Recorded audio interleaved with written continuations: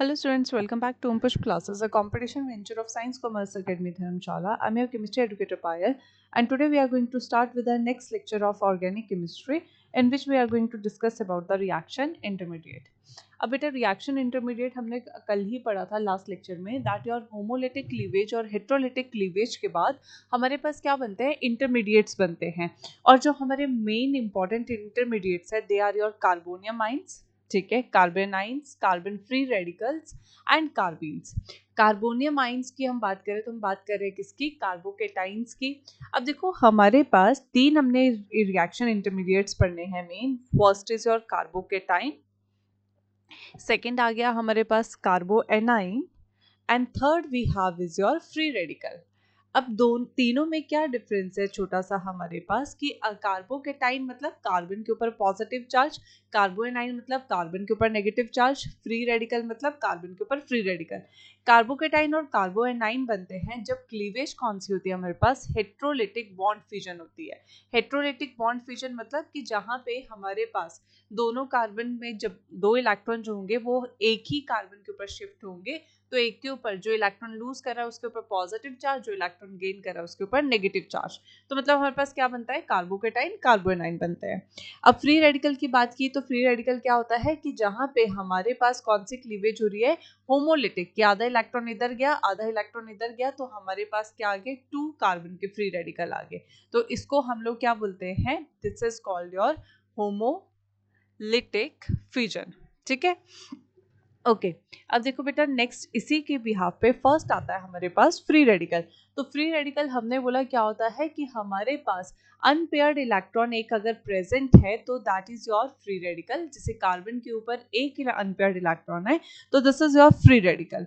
अब हमारे पास फ्री रेडिकल जो है वो प्राइमरी भी methyl, this is your methyl free radical.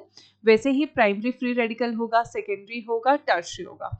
Tertiary free radical में देखो we have is your 3 carbon के साथ जो फर्दर कार्बन अटैच्ड है, this is your tertiary free radical, क्योंकि ये कितने कार्बन के साथ अटैच्ड है, 3 के साथ। सेकेंडरी फ्री रेडिकल कौन सा होता है, this is your secondary free radical. फिर आता है हमारे पास प्राइमरी फ्री रेडिकल, जहां पे आपके पास there is only and only 1 carbon is further attached and then we have is your methylated free radical. अब बेटा यहाँ पे क्वेश्चन आता है कि बताओ 3 डिग्री, 2 डिग्री और 1 डिग्री या फिर मिथाइल में से सबसे ज्यादा स्टेबल कौन है। मतलब कि हमसे पूछा जाएगा स्टेबिलिटी ऑर्डर या फिर हमसे पूछा जाएगा रिएक्टिविटी ऑर्डर। अच्छा एक बड़ी बेसिक सी बात है, फ्री रेडिकल तो हमें पता लग गया कि क्या होता है कि कार्बन के साथ अनपेयर्ड इलेक्ट्रॉन प्रेजेंट है तो उसे फ्री रेडिकल बोलते हैं हम, ठीक है। अब यहाँ पे हमारे पास एक चीज क्या याद रखेंगे कि अगर कोई चीज स्टेबल ज्यादा है मतलब उसकी रिएक्टिविटी क्या है, बहुत कम है।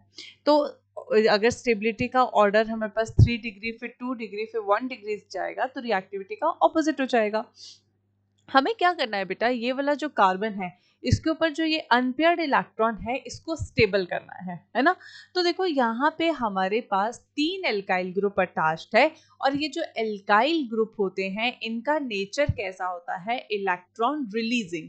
तो अगर ये कार्बन के ऊपर इलेक्ट्रॉन को रिलीज कर दे तो हमारे पास क्या हो जाएगा, कार्बन का ये जो फ्री अनपेयर्ड इलेक्ट्रॉन है ये क्या हो जाएगा, स्टेबलाइज हो जाएगा। कैसे, क्योंकि यहाँ पे अभी कार्बन के पास क्या है, एक इलेक्ट्रॉन की कमी है।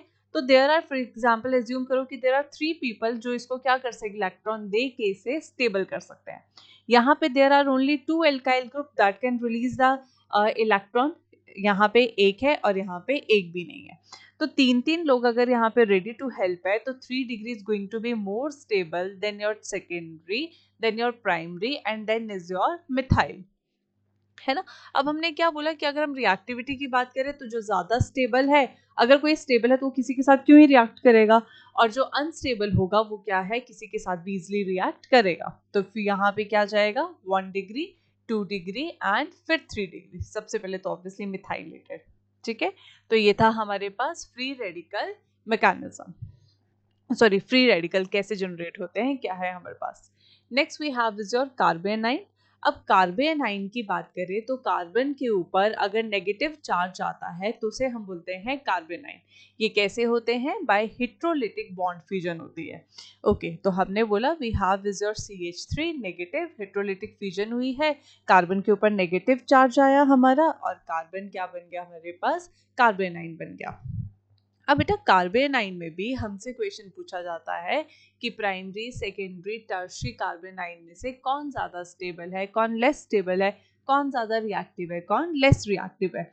तो हम सबसे पहले ड्रॉ कर लेते हैं। We have CH3 carbon, CH3 तीन कार्बन के साथ अटैच्ड है, this is 3 degree, negative charge है तो 3 डिग्री कार्बेनाइन। फिर आता है हमारे पास what? 2 degree carbanion, this is your 2 degree carbanion. फिर आता है 1 डिग्री कार्बेनाइन, CH3H, यहाँ पे भी H आ गया and this is your negative. Then we have is your CH3 negative charge. After then 3 degree, 2 degree और 1 डिग्री में से कौन हमारे पास ज़्यादा स्टेबल है? तो इसको हम कैसे चेक करेंगे?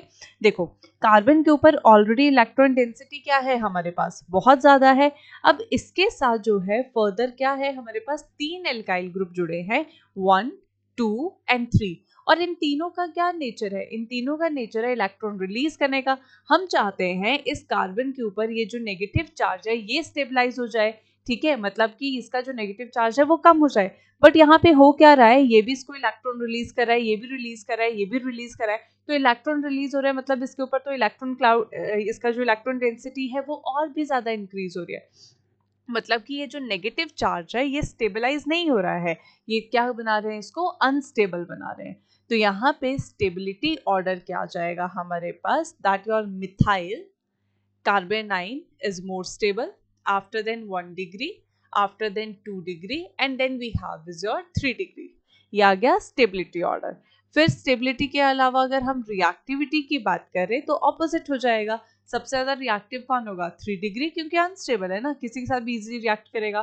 फिर 2 degree, then 1 degree and then we have is your methyl.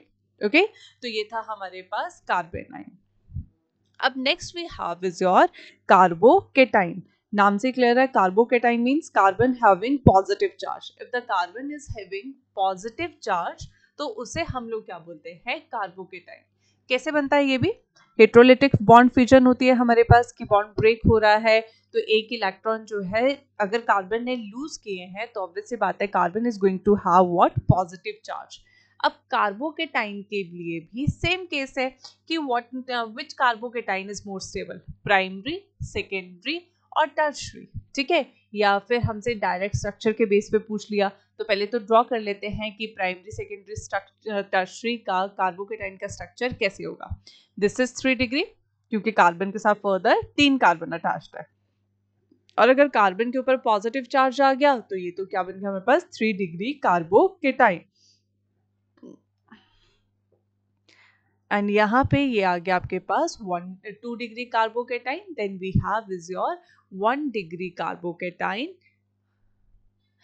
Okay, इसको लेट इट इरेज मी।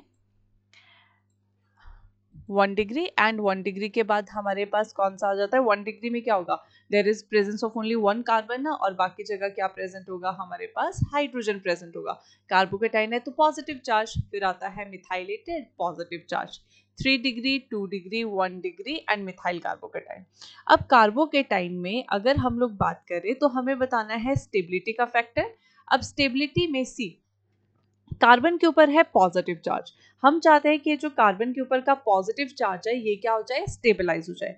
यहाँ पे हमारे पास है 3 एल्काइल ग्रुप, और एल्काइल ग्रुप का नेचर कैसा होता है? इलेक्ट्रॉन रिलीजिंग, मतलब ये इस कार्बन को इलेक्ट्रॉन रिलीज करेगा, ये भी रिलीज करेगा, ये भी रिलीज करेगा। इस कार्बन के ऊपर क्या है? इलेक्ट्रॉन की कमी है, तो इलेक्ट्रॉन अगर इसको 3-3 लोग दे रहे हैं मतलब ये 3 जगह से क्या हो सकता है? स्टेबलाइज हो सकता है। यहाँ पे देर आर 2 एल्काइल ग्रुप, मतलब प्लस आई इफेक्ट 2 जगह से लग रहा है, ठीक है। यहाँ पे क्या है? Only 1 alkyl group. तो तीनों में से हमारे पास 3 degree will be more stable because there are 3 alkyl group जो क्या कर सकते हैं? कार्बन के पॉजिटिव चार्ज को स्टेबलाइज कर सकते हैं।